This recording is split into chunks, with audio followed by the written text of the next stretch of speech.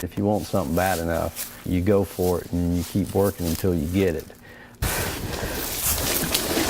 There we go. What helped me so much was I visualized the dream. I visualized myself being on the front porch and visualized being in the house even when the first tree hadn't been cut. I saw it. It was a goal. You can obtain your goals if you want them bad enough. You guys ready?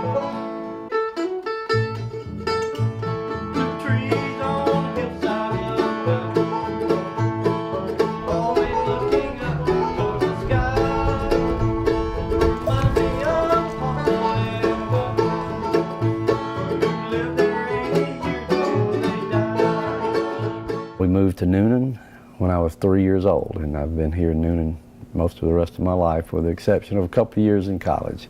When I was about 23 years old, I guess, a buddy of mine and I went out to see another friend of mine who was in the process of building a log house, and his name was Pick Parks. He told me about this log house he was building, and I never even dreamt of a log house, never knew of anybody that built a log house.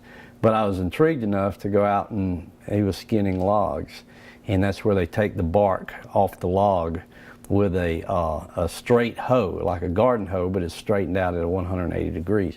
My buddy Brown Powell and I walked down in the woods and found where they were deep in the woods, had taken some trees down. So we watched them for maybe 10 or 15 minutes, and it just looked like extremely hard work. It was hot, and it was buggy down there with yellow jackets and all flying around, and we walked out of the woods, and I told my buddy, I said, you know, I just can't imagine anybody wanting to go through that to build a log house.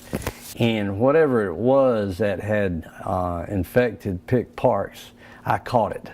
And about a month or two later, I couldn't get it off my mind of the idea of building a log home.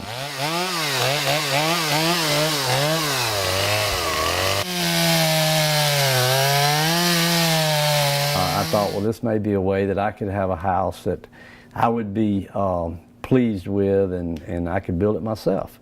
So I just thought, this is something I got to do. I want to do this.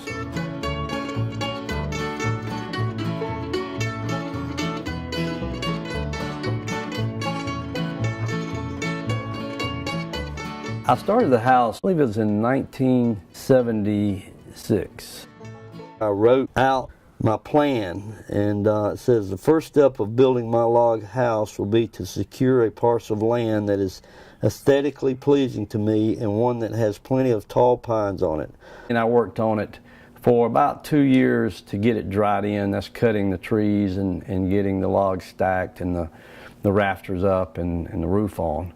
And then about another year and a half before we actually moved into it.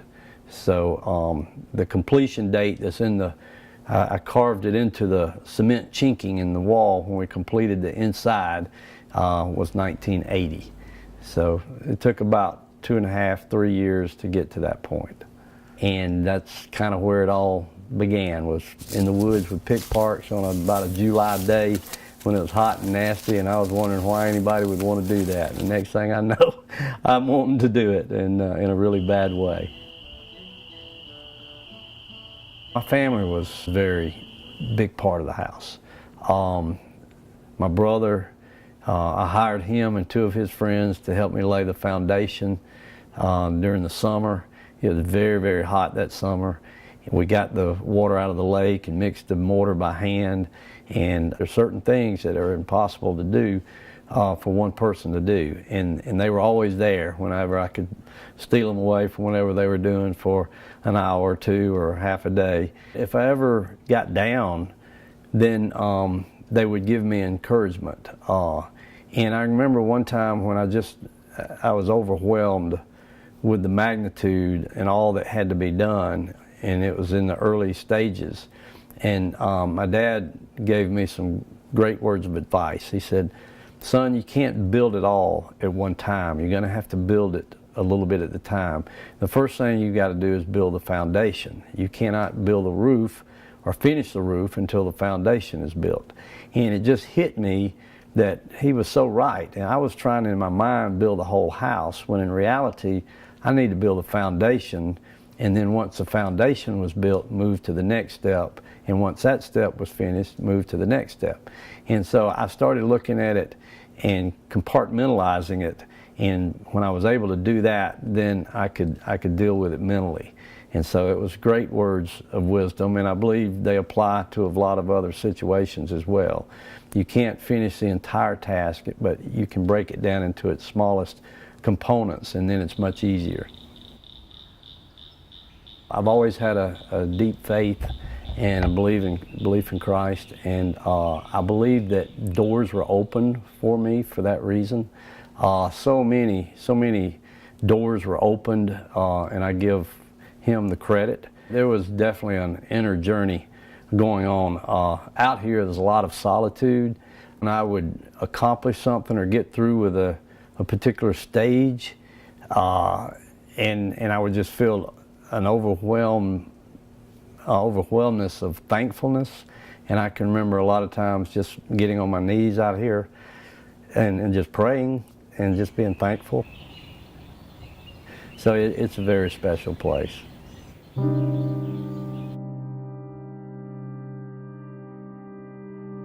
was so powerful, raindrops were hitting the living room windows, so I knew it was a very unusual storm. It blew down a tree and it just literally cut through the roof of the front porch.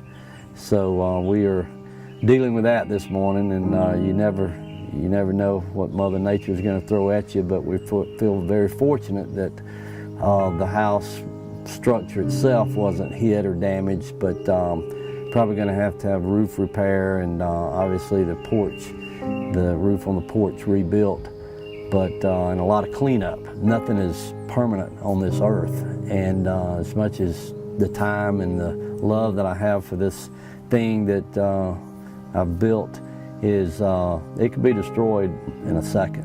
So I just be thankful that it wasn't any worse than it was, and this is just the roof to the porch, so feel very lucky. So I guess that's kind of what you do in situations like this, is try to learn from them and move forward. I can't imagine not living here, and I have dreamed before about having to sell the house to move into this different kind of house, and I remember crying because I could not stand the thought of not being here. So. And hopefully we never will. That's right. That's right. These memories and all that matters right now to me is 8 more miles, 8 more miles, and I'll be home. It's 8 more miles, 8 more miles, and I'll be home.